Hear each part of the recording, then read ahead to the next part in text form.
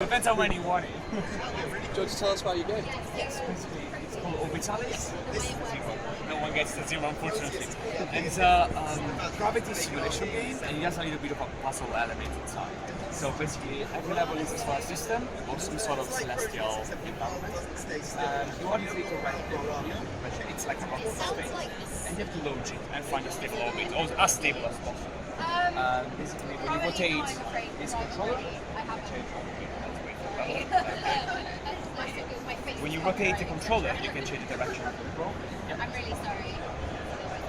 When you push and pull the controller, you can change the thrust, so the speed that you have for your probe. And basically, the purpose of the game is launching with a direction that will orbit around as long as possible. And if you manage to do that, for like 5 minutes, you get to the next level. Yeah, exactly. And as soon as you progress through the game, you have new mechanics, and new feature, new type of levels, and missions like landing or destroying planets. It's all about finding exactly the right moment to start the probe and having a look and see what happens. I've never seen that before. No, and you will never see it again, probably. Do you want to tell us about the control? Yes, basically, if you ever look around, there are like millions of indie games here, and it's really, really nice, and it's really hard to stand out. So I think that it's important to have something a little bit different, something a little bit experimental.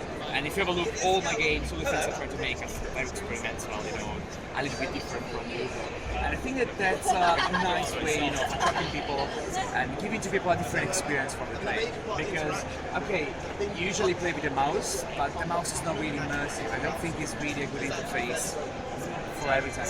Because sometimes it breaks in a way the magic of being inside the game. Like, I don't know, for example, if you're in a game with a press space to open the door, it breaks the illusion of being in the game. And I wanted to create a controller that gives a more sci-fi aesthetic, sci-fi looking feeling to the game. And I think that this succeeds in a way quite well. It's still a prototype, and actually I have no interest at the moment in starting it or mass producing it. It's mainly for exhibition, but I was showing it at GDC last week, and it got a lot of attention, and it got quite a lot of good feedback, so I'm quite happy how the way it's going. Would you like to see your controller used anywhere else? Because it seems very precise and... Yes, I think that it works really well for the game, because the game has exactly the mechanic that is required for the controller. So it wouldn't work, for example, in Call of Duty or other type of game, but that's the problem. I would love to, and I think that I will actually release a specific edition in the code so people can build their own ones. But I'm not interested at the moment in producing it really, because of course producing software is already hard. Producing hardware is like 10 times harder, so I'm not very interested in it at the moment. Yeah. Okay. Great. I've got. Want to try? You go. I've got biscuit. Oh. Do you want to have a go? Let these guys do their thing. Things called Orbitalis for zero. Okay. Yeah. This is my sister. That's the planet. And you are this lead branch. So it's easy for the rest. You have to find out the direction. Change the angle. And you can just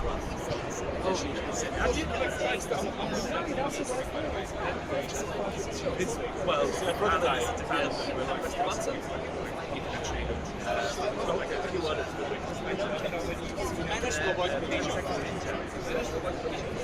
It's like a platformery thing, and that is also like you have to complete the level in 10 seconds, which is like really frantic. You have to jump around on platforms and kill robots. But that is also first relationship. you die almost easily, but immediately resets. You don't have to press anything, you don't have to do anything, it immediately goes back to this quick. You can pull more to reduce the speed, and it's easier to get And then you miss the bus.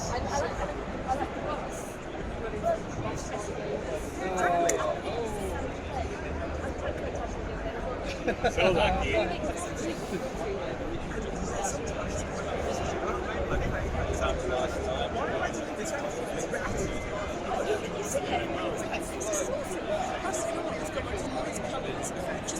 Because constantly having to adjust it. Always. Yeah, there's no set way of No, doing it. that's the thing that because the planets are moving, Yeah, it's always it's a little bit of a trade-off because it can take longer to find the orbits, but the longer it do you know takes, what? the Like, more these align. So of course, it's a sort of timing thing.